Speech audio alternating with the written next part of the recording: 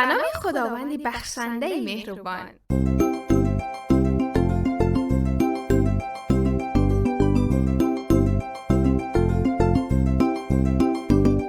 سلام علیکم بچه های عزیزم، خوبت؟ سلامتت؟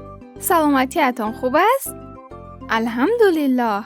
انشاءالله که همیشه خوب و سلامت و سریحال باشید. اینجا رادیو مهر، صدای کودک.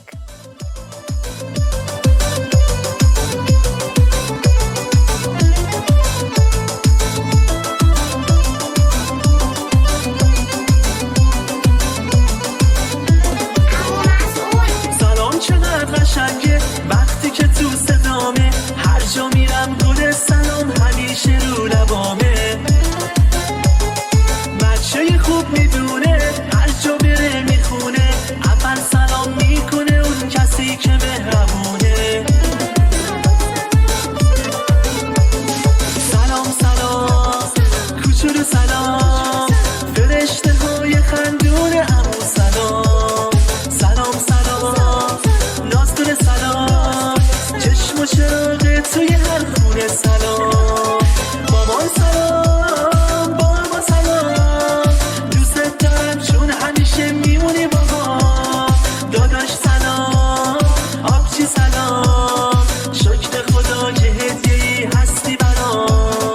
شکر خدا که هدیه‌ای هستی برام.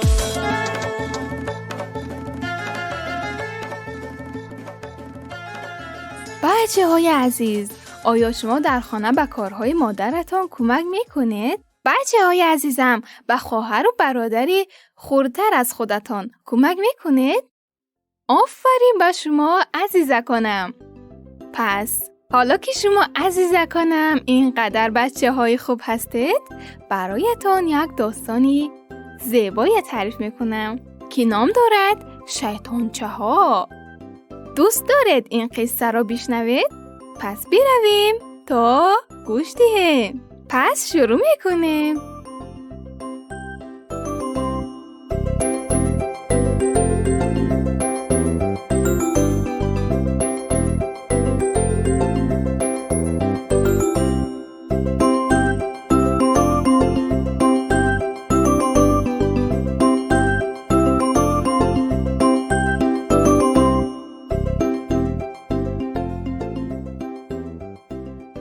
مادری سامان به او گفته بود که خانه را تمیز کند و خاکریزه هایش را جمع کرده در ستیلی مخصوص پرتاب بریزد.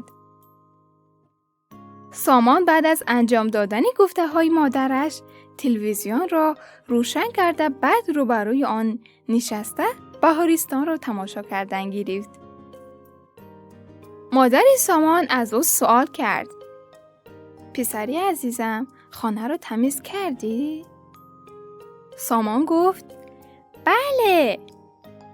مادرش دوباره از او سوال کرد: خاکروبه ها رو چی کار کردی؟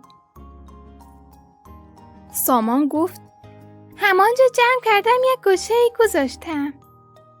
مادری سامان گفت: وای وای وای وای، کاری خوبه نکردی پسرم. سامان گفت: من پگاهی جمع کنم، حاضر تلویزیون تماشا میکنم. مادرش گفت: یعنی میخواهی شیطانچه ها بیایند آنجا خانه بسازند؟ سامان با تعجب به مادرش نگاه کرد.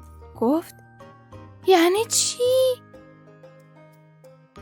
برای چی شیطانچه ها بیایند اینجا؟ مادرش گفت: پیامبر فرمودند خاکروبه ها رو پشتی در جمع نکنید، چون خانه شیطان می شود. سامان زود از جایش برخاست و رفت تا آن خاکروبه ها را در ستیل پرتاب بریزد. همان طوری که می دوید گفت: مادر جان، هر وقت برنامه کودک شروع شد خبرم کنید.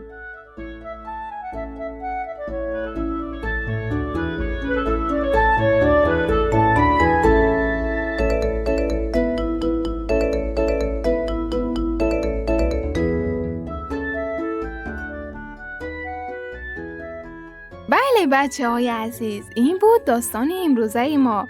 تا داستان و قصه های بعدی، خدایا رو نگهدار. خدا حافظ.